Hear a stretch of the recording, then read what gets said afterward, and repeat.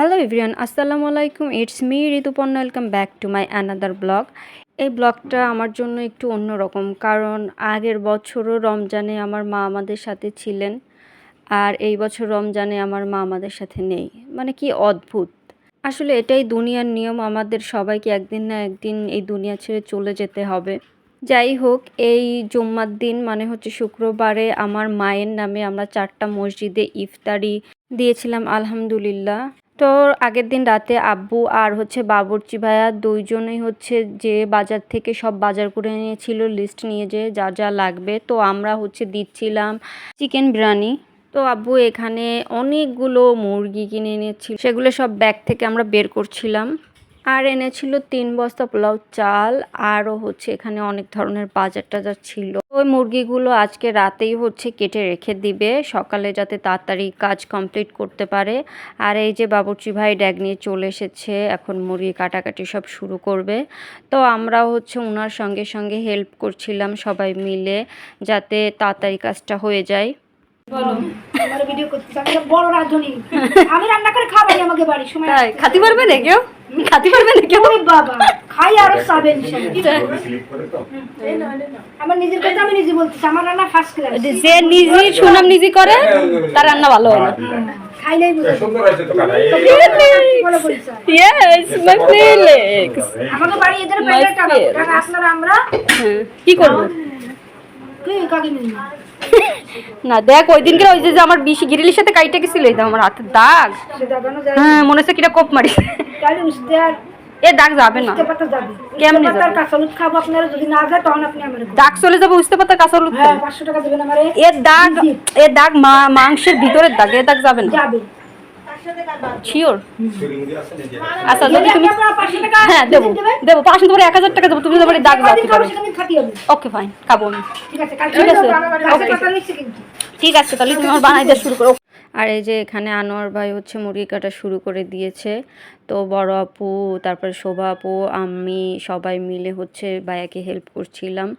মানে বেসিক্যালি আমরা মুরগির চামড়াগুলো ছিলতেছিলাম, আর উনি সব পিস টিস করছিল কীভাবে কী কাটতে হবে। আমার বাসায় কখনো এরকম কোনো প্রোগ্রাম হলে আমি অলওয়েজ হচ্ছে যারা বাবুর্চি থাকে তাদের হেল্প করার ট্রাই করি। মানে যতটুকু পারি, প্রপারলি তো পারি না, বাট হেল্প করার ট্রাই করি যাতে ওনাদের একটু হেল্প হয়। দেন কাজ কমপ্লিট করে রাতে আমি হচ্ছে সেহরি করে ঘুমিয়ে গিয়েছি। আর সকালে হচ্ছে 12টার দিকে আপু এসে আমাকে ডাকছে যে কি ব্যাপার, সব রান্নাবান্না শেষ হয়ে গেল, তুই তোর ব্লগ করবি না? তো আমি লাফ দিয়ে উঠেছি, কী রে ভাই, আমি তো উঠে দেখি যে রান্নাবান্না প্রায় অর্ধেকের মতো হয়ে গেছে। এখানে সব মশলাপাতি রেডি হয়ে গেছে, আর এই যে আনোয়ার ভাই চাল মাপতেছে, মানে হচ্ছে ড্যাগে চড়াবে। আসলে ছোটোবেলা থেকেই যখন এরকম মসজিদে আমাদের ইফতারি দেওয়ার টাইম আসে তখন আমি খুব এক্সাইটেড থাকতাম, বাট এখন বড় হয়ে গেছি, এখন আর সেই এক্সাইটমেন্ট কাজই করে না। আর এই বছর তো আমার মাও নেই সঙ্গে, তো এসব তো কাজই করছে না। আসলে মা ছাড়া সব কিছু থেকেও যেন কেমন নেই, মানে সব কিছু ফাঁকা ফাঁকা লাগে। তুই ওর সাথে কী করতেছিস অ্যাঞ্জেল? অ্যাঞ্জেল, তুই ওর সাথে কী করতেছিস?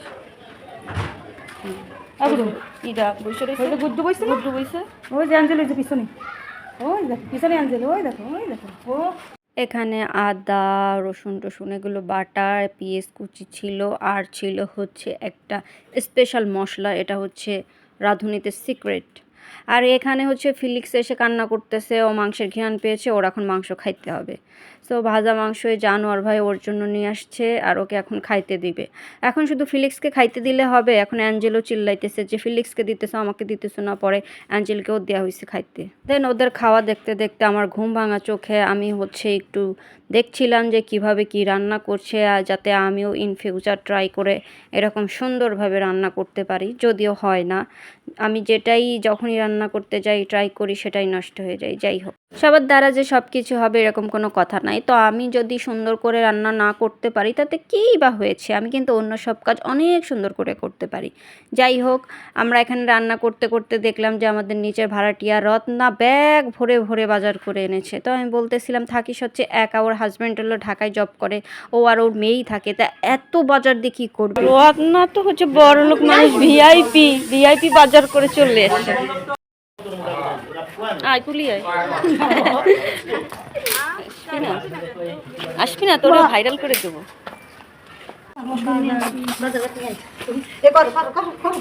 তো বাজার বাইর কর তুই, করো কি বাজার করেছিস তো তুই না বাইর করলে আমি দেখো। আগে পান করে দেখ। এই যে পান খোরের সবচেয়ে বড় প্রমাণ এই যে সবার আগে ওর পান থাকতেই থাকবে। যারা পান খোর বাবা, আমি তো ভাবতেছি পানের ব্যবসা শুরু করে দেবো। তোরা যে লেভেলে পান খোর, তোর কাছে তো পান বেশি বড় লোক হয়ে যাবে। আর এই সাইডে সব মাংসগুলো ভেজে ভেজে তুলে রাখছিল, আর এই পাশে আলু কেটে রেখেছিল পানির মধ্যে ভিজিয়ে। আনোয়ার ভাই, তুমি রোজা রমজানে সারা জায়গায় চিন্তায় আসছে, তুমি গোলায় একটা সোনার চেন দিয়ে ঘুরতেছো, তোমাদের চিন্তাই করে নিয়ে যাবেনি? হ্যাঁ তাই তো, গলায় দেখো কত বড় একটা সোনার চেন পরে ঘুরতেছে, সারা জায়গায় চিন্তাই টাকা দিই, তোমার তো সবার আগে চিন্তাই করবে। এখানে আমি আনোয়ার ভাইয়ের সাথে মজা করতেছিলাম, ভাইয়ের সাথে আমাদের সম্পর্কটাই অন্যরকম, অনেক মজার একটা লোক, অনেক ভালো মানুষ। তো এখানে বাকি মাংস যেগুলো ছিল সেগুলো সব দিয়ে দিচ্ছে কড়াইতে, একেবারে ভেজে এগুলো উঠাই ফেলবে। এই রান্নাটাই নাকি মাংস এরকম ভেজে দিতে হয়, তাহলে অনেক টেস্টি লাগে। আসলে রোজাদারদের ইফতারি করানোর জন্য যাতে অনেক সুন্দর মজাদার খাবার হয়, সেটার জন্য যা যা লাগবে সব কিছুই আব্বু বাজার করে দিয়েছিল, যাতে কোনো কিছুর কোনো কমতি না থাকে, অনেক সুন্দর রান্না হয়। তুই একা একা এত বাজার করিস আর খাইস কি? পেঁয়াজ, আলু, টমেটো, কচু শাক পেলি কই? ওর পান সবার আগে নেও, পান না নিলে ওর কি সুন্দর ফাস্ট মোবাইলে। তুই বলে রোজা রইছিস? এই পিচ্চি আমাদের নিজের ফ্ল্যাটের ভাড়াটি, আমার বাপরে দেখলেই বলে দাদু দাদু আমাকে 10 টাকা দাও, এত শেয়ানা। আর এখানে আমি একটু রান্নার অ্যাক্টিং করতে চলে এসেছিলাম, মানে রান্না ঠিক না, একটু নাড়ার অ্যাক্টিং করতে চলে এসেছিলাম, সেটাও আমার দ্বারা প্রপারলি হলো না।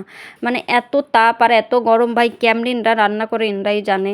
আমি তো একটু নাড়তে যেই আমার আগুনের তাপে 12টা বেজে গেছে।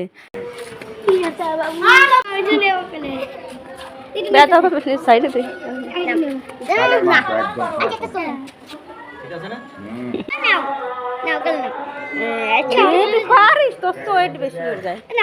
আর এই পোলাপান সব জড়ো হয়ে গেছে, আমার ফিলিক্সরে নিয়ে কারাকারি লাগিয়েছে, আর ওই পিসিটা চলে আসছে ফিলিক্সে কোলে নিতে। আমি বলতেছি তোর থেকে আমার ফিলিক্সের ওয়েট বেশি, তুই ওকে ছেড়ে দে। দেন ওদের কাছ থেকে ফিলিক্সরে বাঁচিয়ে নিয়ে এই পাশে এসে দেখি যে চাল ধোয়ার প্রস্তুতি চলছে, আর এখানে বাকি রান্না এখন শুরু হয়ে যাবে। তো এখানে আনোয়ার ভাই পেঁয়াজগুলো ফার্স্টে দিয়ে ভাজছিল অনেক সুন্দর করে। দেন পেঁয়াজ ভাজা হয়ে গেলে এখানে সব গুঁড়া মশলাপাতি যা যা বাকি আছে সবগুলো এখানে দিয়ে দিবে। আর এই আনোয়ার ভাই এখানে মরিচের গুঁড়া দিচ্ছিল। আর দেখেন এখানের কালারটা কি সুন্দর দেখা যাচ্ছিল, আমার তো দেখেই এত ভাল লাগছিল যে এত সুন্দর একটা কালার চলে এসেছে। এই মশলাটা ওরা রাইসটা রান্না করে দেন তার সাথে মিক্স করবে। তো এখানে রাইস চড়িয়ে দিয়েছে, আর এখানে কাঁচা মরিচ আর দারুচিনি কিশমিশ টিশমিশ এগুলো সব দিয়ে দিচ্ছিলো এর মধ্যে। দেন এর মধ্যে ঢেলে দিচ্ছে পুরা 1 প্যাকেট গুঁড়া দুধ দিলে নাকি অনেক সুন্দর একটা ফ্লেভার আসে। দেন আমি চলে গেলাম শাওয়ার নিতে। শাওয়ার নিয়ে এসে দেখি যে ওনাদের 1 ডাক রান্না করা হয়ে গেছে, আর এখানে রাইসের উপর থেকে মাংস দিয়ে এটাকে চাপা দিয়ে রাখবে, অনেকক্ষণ দম বসতে হবে এটার। দেন এটা প্রপারলি কুক হয়ে যাবে। আর যে রান্না করার কয়লাগুলো মানে কাঠগুলো ছিল সেগুলো এর সাইডে এইভাবে দিয়ে দিচ্ছে আনোয়ার ভাই, যাতে এটা পারফেক্টলি কুক হয়ে যায়। দেন এই ড্যাগটাকে রেস্টে রেখে আমাদের নেক্সট ড্যাগে চলে গেছে ওরা রান্না করতে। আর এই যে এখানে সেই মশলাটা এই যে এর মধ্যে দিচ্ছে যাতে এটা প্রপারলি কুক হয়ে যায়। আর এখানে ছিল খেজুর, আমরা তেহরির সঙ্গে খেজুর এবং খিরাই এগুলো দিচ্ছি। এখানে আমি খিরাই ছুলছিলাম, একটু মানে হেল্প করছিলাম ওনাদের যাতে একটু তাড়াতাড়ি হয়ে যায় কাজটা। তো আমি অনেক সুন্দর খিরাই ছুলতে পারি, এই যে খিরাই ছুলে আমি কুচি কুচি করে দিচ্ছিলাম। আসলে এই কাজগুলো করলে সোয়াব পাওয়া যায়, আর আমি সোয়াবের আশায় এই কাজগুলো করছি, ব্যাপারটা এরকম না। আমি আমার বাসায় এরকম টুকিটাকি কাজ সবসময় করতেই থাকি। আপনাদের কি ধারণা আমি জানি না, আপনারা ভাবেন আমি মনে হয় সবসময় সেজে গুজে বসে থাকি, ব্যাপারটা এরকম না। আমি আলহামদুলিল্লাহ সব রকমের কাজ করতে পারি, আমার মা আমাকে সব শিখিয়েছে। তো এই যে আমাদের ড্যাগ রান্না হয়ে গেছে আলহামদুলিল্লাহ।